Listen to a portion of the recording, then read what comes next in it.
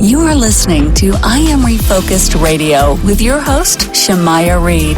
This show is designed to inspire you to live your purpose and regain your focus. And now, here's your host, Shamaya Reed. Welcome back to I Am Refocused Radio. Once again, we are here today and we have another episode lined up for y'all today. Man, we have a special guest, Randy Bishop, and he's going to give us a lot of great insight. He's the creator of the Re Method, and that is a book that's already out on Amazon. You can get it right now. He's going to break down to us what it actually means. Just some things that a lot of people go through when they feel like they're being stuck, or they're going through some old patterns. Well, he's going to help us break us down. He has something called reflect, reframe, and restore. And we're going to learn all about that in his book, The Re Method, a Framework of Becoming. So first and foremost, I want to say to our guest, Randy, thank you for being on the show today, man. How you doing? I'm doing pretty good. Thank you so much for letting me come on and speak to you. Yes, sir. So kind of unpack for us, what was your main thought process when you say, you know what, I need to write this book for these people and kind of break down what is how we are getting stuck and caught up into these old patterns that's keeping us from allowing us to just get to that next chapter? Right, I'm going to tell you the truth. I didn't write it for anyone. I wrote it for me. I really did. I had gone through a process about a year ago, woke up on Easter morning of all mornings, early, 4 o'clock, 5 o'clock. Just my head was full. I was unhappy. I had gone through so many things, had so many questions, 59, turning 60 in a few months, and just went, is this it? Is this it? And I went out to the kitchen table, grabbed my laptop, and went out and just started writing and started going through the process and started saying, what about this part of life? And what about this part of life? And I just started ripping things apart is what I did. It was organic. It was nasty in some ways.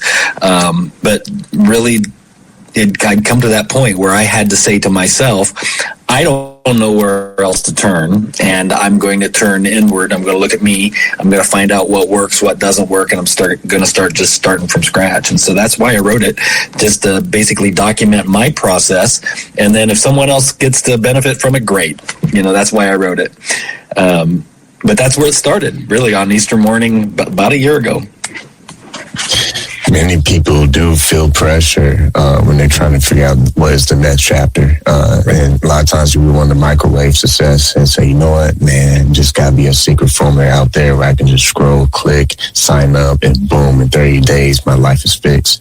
That's not really the case, though. So for you, how did the Re Method help shape how you navigate the change? Well, what I realized is I was starting to, let me just tell you first, my book is like 100 pages. Sometimes I look at books and they're just really small type and they're really big. And I thought, certainly life's got to be simpler, right? I mean, everyone from every walk of life needs to be able to look at life and analyze, for themselves. And not everybody's a scholar. Not everybody's brilliant. Not everybody has the time or the effort it takes to read something huge. So what I did is really simply document what I created for myself. And really, I love this idea of that microwave thing. Sometimes we just think we can pop it in there and, hey, look, all of a sudden everything's fine. For me, what I did is I started, and I've summed it up in 3 ways, which you've already really done great at bringing up, which is reflect, which really means I'm going to look back. I'm going to grab the things that I believe, the things that I've learned, the things that I've gone through. And many of us, let's face it, as soon as I say some of those things, you already are starting to make a list. Some of the things you've learned, some of the things you've gone through. But I started to just kind of tear apart a small list of, does this work? Do I believe this? Can I stand on this any longer? Or how does this affect me? Positive or negative? Have I ever questioned it before, and why do I believe it? I mean, I just tore through everything. So reflecting, I just went backwards. Then what I started doing little by little, and it really are bite-sized, the ideas, I started to reframe it. Okay, if this isn't something that I can stand on anymore, if this doesn't benefit my life, number one, why am I standing on it? And number two, is there something else I can learn from it? Is there another way to look at it? So I reframed those ideas. And then it was, okay, I've taken a look. I'm starting to shift some things. And now what do I do? Well, what I do next is I restore who I am with what I've learned or what I've gone through. And that's really realignment. That's really alignment. We've heard that statement thrown around here lately, alignment. And that's really making what you think and what you do line up. It's just alignment. It's not so many times where we have these ideas or these beliefs, and then we don't act anything like those beliefs. And this is just saying, okay, if I'm going to believe it, I'm going to act on it. And so I started to do that process, and it was one little thing at a time. And I realized that I was tearing apart a lot because I'd been through a lot of things in a lot of parts of life. And I started to realize, wow, I've talked to so many people who've done exactly this, and they're stuck. They don't know what to do. And I thought, let's make this process bite-sized. Let's make this process just one thing at a time, just to help everybody move along. And that's what I did for myself. When you think about identity, and you touched on the word alignment, alignment is a popular word nowadays in multiple shows and platforms, in media in general. But it's important, like you're just saying not too long ago, that you have to look what you're actually saying.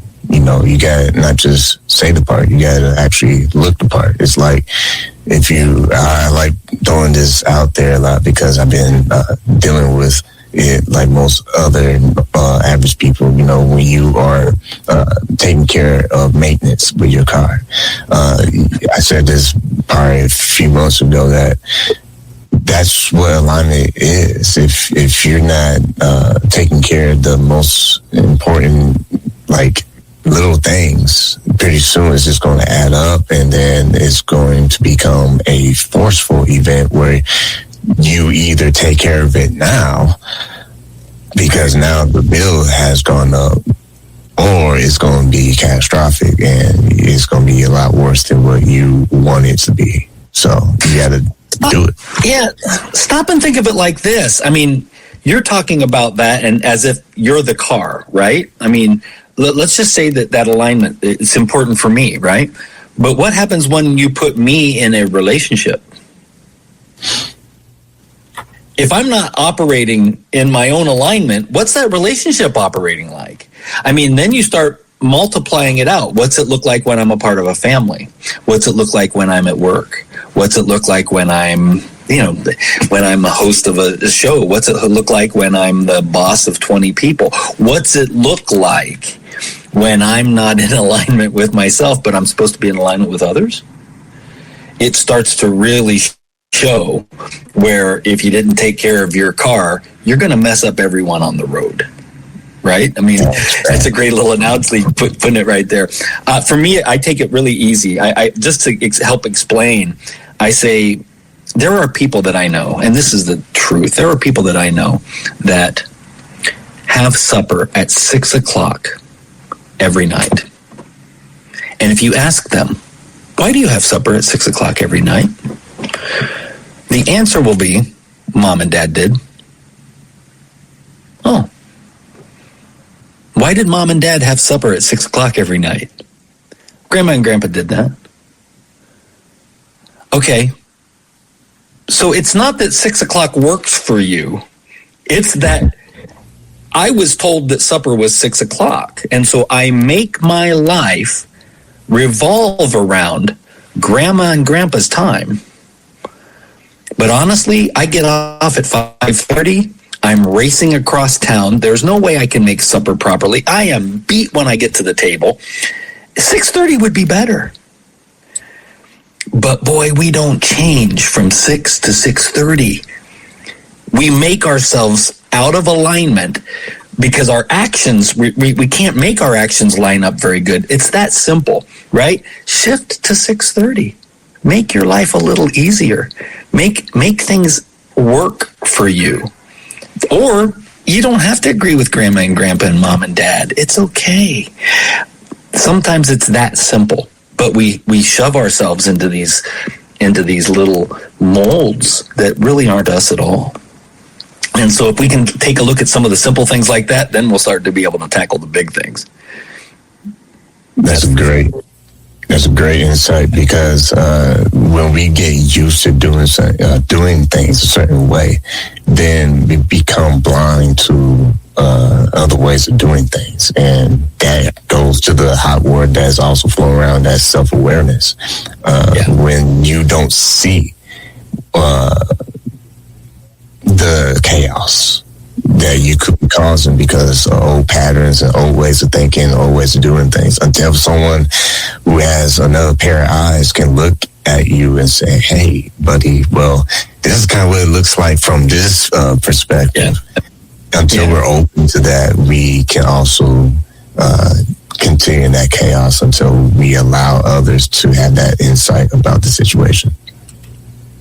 Others or ourselves. I mean, for the first time in 60 years, I have lived alone for the last almost year, and it's frightening. I've never lived alone. I was one of 4 kids. I went straight to college and had a roommate. Went straight from college and got married, and was married, and then went to divorce, but went to another relationship.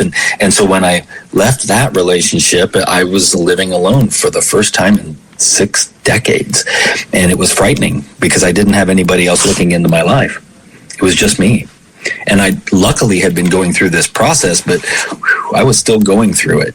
And sometimes I just had to go and the person that was looking into me was me. And I went and I looked into a mirror, and I would just talk to myself and say, listen, this is what you need to be looking at. This is what you need to do, because I didn't have anybody else. It was just me.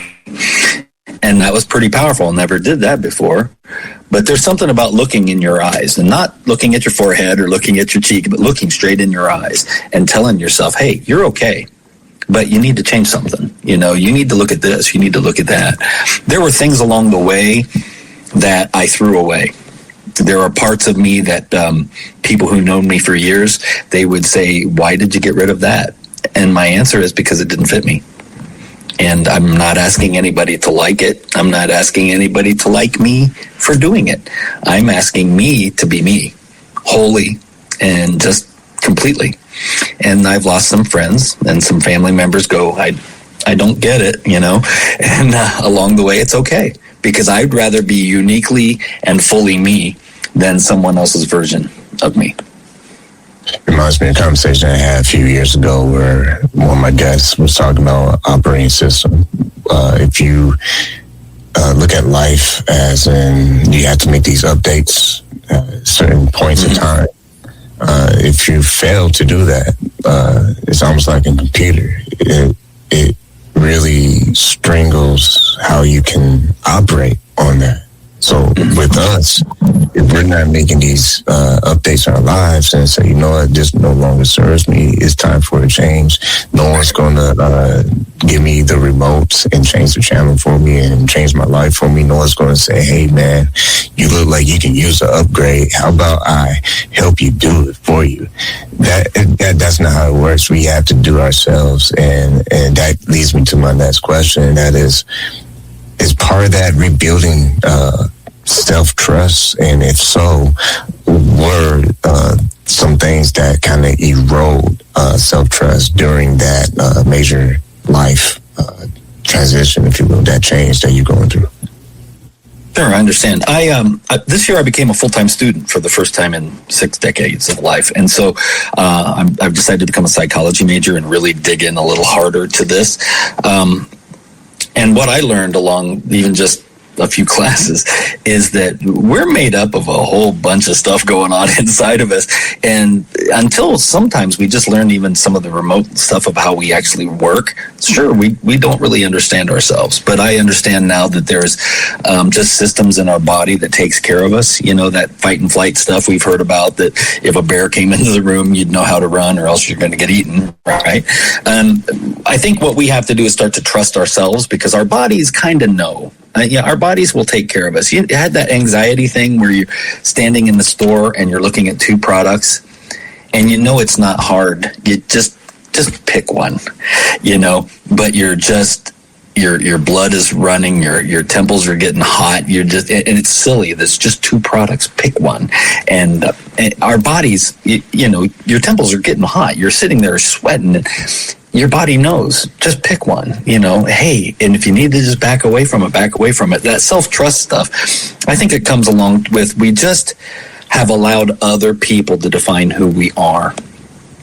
And so when we start to stand in, for lack of a better word, our own power, right? When we start to stand in our own freedom, our own agency, a lot of times there's nobody standing there beside us. There's no safety net. And we're used to having that. I know for me, I've had some great friends and some great family along, over the last year, but I've primarily been alone. And not having a safety net is scary, but it's also very freeing.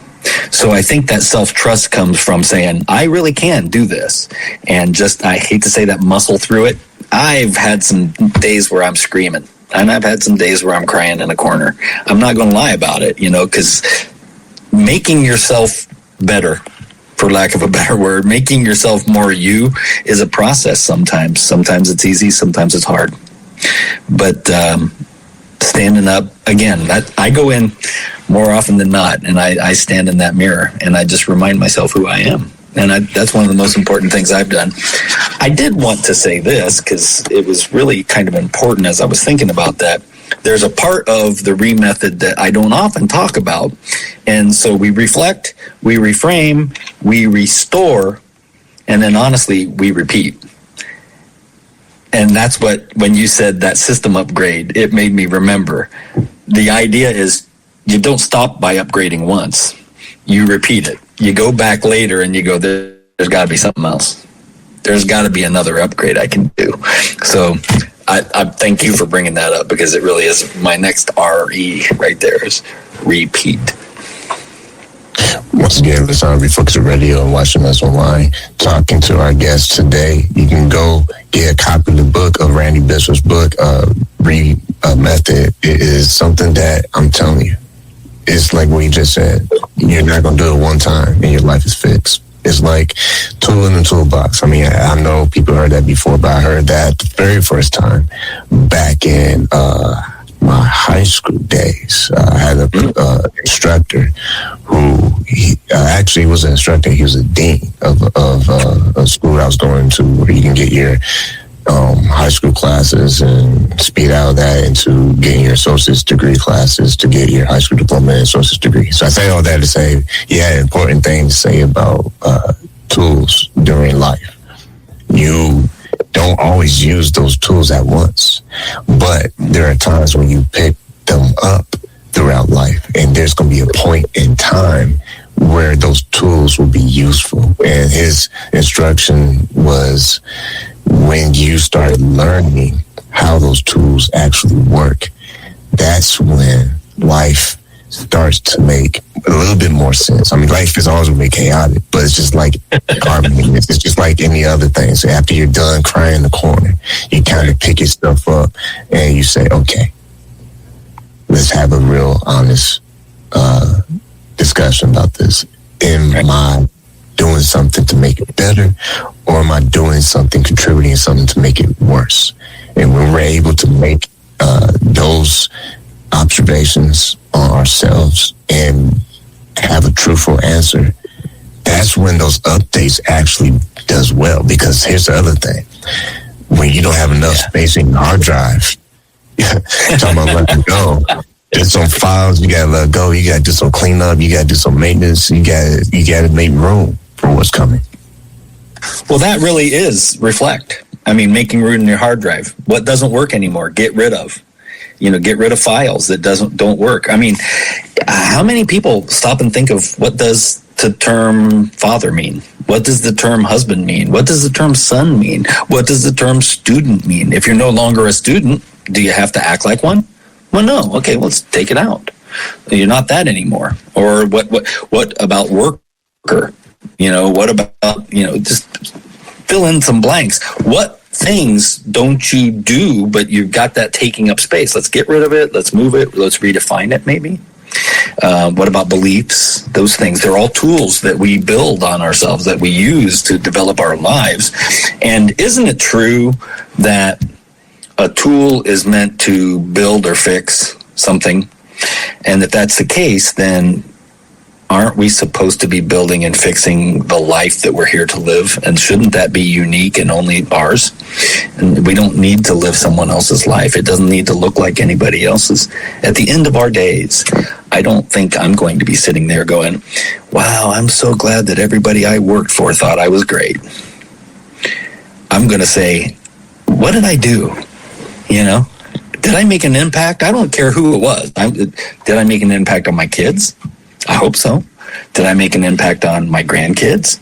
Did I write a book that maybe somebody could use and it's simple, but man, it helps their life a little bit? What did I do? Or did I just go and do what everybody wanted me to do? Because that's what I found myself doing. I found myself operating like everyone expected me to.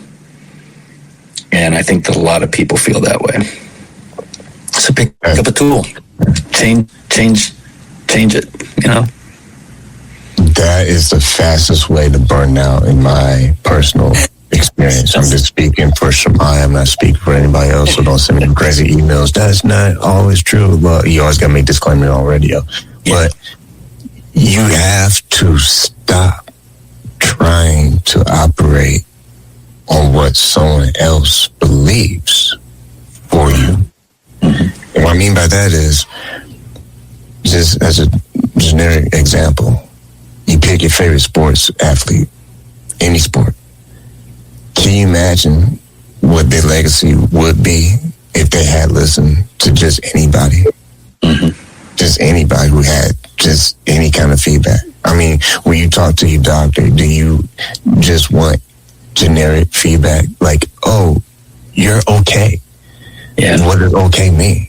There has to be some details. I need to understand what is going on, so that way you have a great doctor, which I do. You are now informed with some information that you can operate from. See, exactly. When you're lost in life, what happens is you are so abstract in everything you do, then you wonder why you never made any progress. If there's no growth, there's no maturing, there's no adapting to challenges, then you always stay on level one. It's not about trophies, because nowadays everybody gets a participation trophy now. But it's really about, like what you're saying throughout the whole interview. What's my impact? If I can get one person to be inspired by this book because it's something I'm living or had lived. It's not just a new shiny object topic to just throw out there in the market and hope I go viral and make all these sales and get on these platforms just to do another cycle of funnel of selling. No, this is more about how can I impact lives? What is your mission? What is your purpose? Until you're actually doing it, you're really not living, you're not restoring, you're not reflecting, you're not reframing, you're not doing anything. Right. Several months ago, I was developing just a brief 5-video series to kind of introduce it, and I showed it to a dear friend of mine, and she sat with tears in her eyes, and she said, "Did you do this for me?" And I said, "No, I actually did it for me, but if it applies, you know, I'm glad it touched you. I'm glad that something fits rare." I'm glad something resonated in you. But honestly, I was just telling people what came out of me. I didn't write it for you. I didn't write it for this person. I didn't write it for Joe. I didn't write it for anybody. I'm just letting everybody know what I've done. I've let everybody know my process. And I think it's a necessary process. I don't think it's hard, but I don't think we're taught to do this. I don't think... we're taught to self-reflect, and we usually get books that are like this thick instead of this thick, you know, and it's too much. And we're all busy. We're all busy in our minds and busy in our lives and busy in our families. And sometimes it's just those few moments of work that we can do that if we can make them impactful, it makes a big difference. So I'm glad that even family and friends look at it sometimes and go, wow, I didn't expect that. It's like, yeah, it doesn't take much. Not really. Another thing that makes me think about this conversation that we're having is when you think about the framework of remethod of becoming, right? It's an ongoing activity. Is not. I mean, we sound like a broken record, but I think it's important to emphasize it's not a one-time activity and you just crack the code and you're not in the matrix no more. It's a little bit deeper than that. It's every day. If you subject A person wants to be great in your career or great in your field, then every day you embrace the challenges as a compliment that you have an opportunity to grow. Instead of, oh my God, here we go again. Why am I always the first one to have to go through this? Why, God? Why? Oh, so what is going on? Why am I always have to have the rain clouds? That is a defeating mindset and lifestyle that will keep you from ever achieving what you were meant to achieve. And it's not about materialistic things. It's a spiritual thing. Absolutely. Talking about impact, I want you to jump in here because when you think about that legacy, then those challenges is more of a compliment that, hey, you might be on the right path because I've never met anybody who has had a great life who had an easy road. Hey, you know what? Forget having a great life. Just have a great life for you. It doesn't have to be an impact like some rock star or some big foot star. It doesn't have to be. It just has to be you being a star in your story. It doesn't have to be bigger. Do I think my book's going to sell 1 million? I'll be happy if it sells 100. Okay, because I don't care who gets it. I care that the 100 that get it, it makes a difference. That's all. I really don't. I want my impact to be where I'm at and how it reaches people. As you spoke, I was reminded of. I spent 16 years in ministry. I've been a musician my whole life, and I was always the music guy in church, and so I spent 16 years doing that. And I'm reminded of one passage in the Bible that's always meant something to me, and it says basically that we're being changed from glory to glory. And the implication in that passage basically says that it's a never-ending process. It's not just you're being changed from this glory to this glory. It's the implication that it's from glory to glory to glory to glory and on and on. And it's a process. Well, that's exactly what the remethod is. It's a process that you're going to attack this one thing, and then you're going to go, hey, let's go back and we're going to move one more step, and we're going to move one more step. And that's our whole life. We should never stop growing. We should never stop developing. We should never stop moving from one glory to one glory, My hope, my desire for my life is starting with my children is that I affect them positively. And then I've taught them, hopefully, to do what I've done, which is affect someone else positively. I remember a story, my kid, they were, 3 and 6, and I love to talk to people. I'm sure you can't tell. But in this grocery store, I would have them, and I would talk to the checkout person. And I'd say, well, hello, Mary, how are you? And my oldest daughter would go, Dad, you're not supposed to talk to her. And I'd say, well, no, this is a person, and they're working, and they're serving us. And so, yeah, we're going to ask her how she's doing. And, oh, Dad, you're not supposed to do this. Well, it didn't take very many months of her going shopping with Dad before all of a sudden she walked up, and she was old enough to read, and go, hi, Mary, how are you today? And I realized that I was passing on and affecting my child, not just learning how to read or write, but I was giving her something that was powerful, the ability to use who she is to affect someone else's life, just like I had done to hers. So we are moving from glory to glory. Are we going to be rock stars, big football stars, or are we just going to affect our place? For me, I'm happy to affect wherever I go, whoever I do, but I want to do it uniquely to the way Randy does it. And I need to get rid of some of the stuff that keeps me from doing it well. And I'm going to keep going back, and I keep looking. I do that all the time. And it's not an easy process, but it's a better process than stagnating. It's a better process than living somebody else's life. And I think I'll stop right there at that one.